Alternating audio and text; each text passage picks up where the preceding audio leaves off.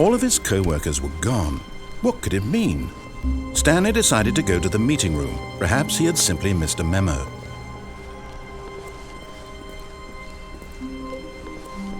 When Stanley came to a set of 2 open doors, he entered the door on his left. This was not the correct way to the meeting room, and Stanley knew it perfectly well. Perhaps he wanted to stop by the employee lounge first, just to admire it. Ah, yes, truly a room worth admiring.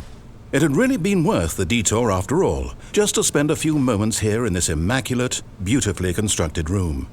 Stanley simply stood here, drinking it all in.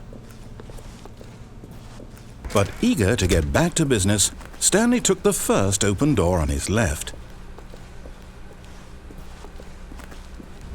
Stanley was so bad at following directions, it's incredible he wasn't fired years ago.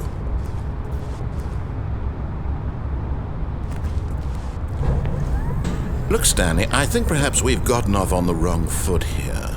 I'm not your enemy, really, I'm not.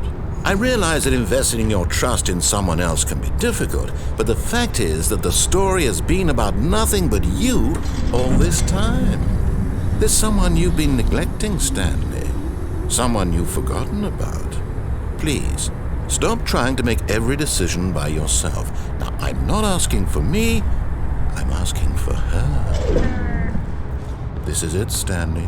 Your chance to redeem yourself. To put your work aside, to let her back into your life. She's been waiting. That's her, Stanley. You need to be the one to do this, to reach out to her. If you can truly place your faith in another, then pick up the phone.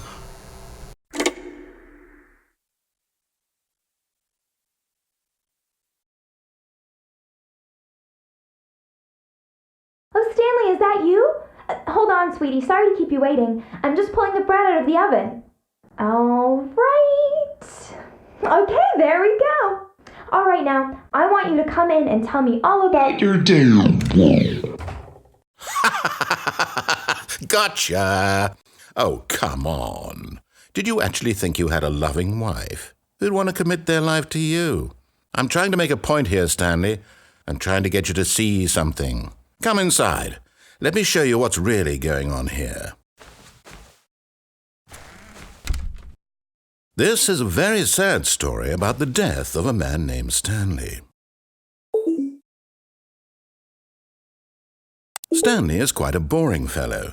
He has a job that demands nothing of him, and every button that he pushes is a reminder of the inconsequential nature of his existence. Look at him there, pushing buttons, doing exactly what he's told to do. Now he's pushing a button. Now he's eating lunch. Now he's going home. Now he's coming back to work. One might even feel sorry for him, except that he's chosen this life. But in his mind, he can go on fantastic adventures. From behind his desk, Stanley dreamed of wild expeditions into the unknown, fantastic discoveries of new lands. It was wonderful, and each day that he returned to work was a reminder that none of it would ever happen to him.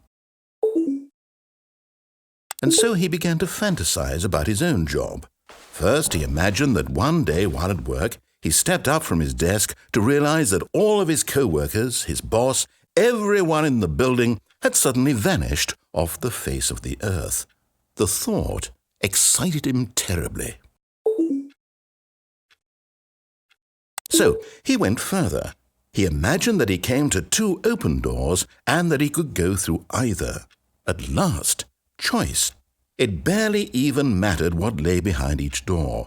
The mere thought that his decisions would mean something was almost too wonderful to behold. As he wandered through this fantasy world, he began to fill it with many possible paths and destinations. Down one path lay an enormous round room with monitors and mind controls. And down another was a yellow line that weaved in many directions. And down another was a game with a baby. And he called it the Stanley Parable. It was such a wonderful fantasy, and so in his head he relived it again, and then again, and again, over and over, wishing beyond hope that it would never end, that he might always feel this free. Surely there's an answer down some new path, mustn't there be? Perhaps if he played just one more time. But there is no answer. How could there possibly be? In reality, all he's doing is pushing the same buttons he always has. Nothing has changed. The longer he spends here, the more invested he gets, the more he forgets which life is the real one. And I'm trying to tell him this, that in this world he can never be anything but an observer, that as long as he remains here, he's slowly killing himself. But he won't listen to me. He won't stop. Here, watch this. Stanley, the next time the screen asks you to push a button, do not do it.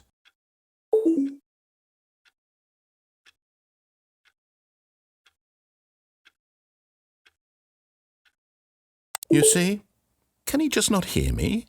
How can I tell him in a way that he'll understand that every second he remains here, he's electing to kill himself? How can I get him to see what I see? How can I make him look at himself? I suppose I can't, not in the way I want him to. But I don't make the rules. I simply play to my intended purpose, the same as Stanley. We're not so different, I suppose. I'll try once more to convey all this to him. I'm compelled to. I must. Perhaps, well, maybe this time he'll see. Maybe this time. And I tried again, and Stanley pushed a button. And I tried again, and Stanley pushed a button. And I